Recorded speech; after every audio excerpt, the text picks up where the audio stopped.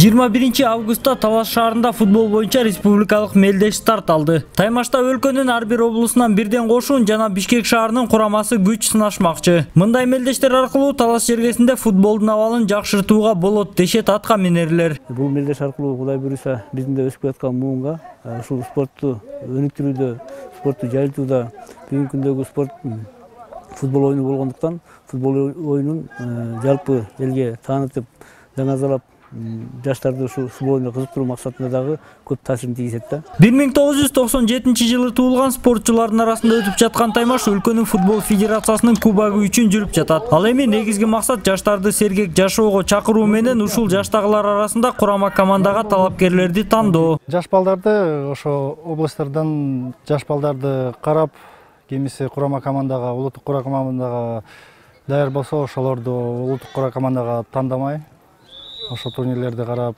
ошол максат ошол. Мелдешке түшкөн 8 команда 2 топко бөлүнүп, Талас, Жалал Абад, Ысык Көл облусу жана Бишкек шаары А тобун түшсө, Чүй, Ош, Баткен жана Нарын облустары Б тобуна түшкөн. Оюндар 25 августка чейин созулат.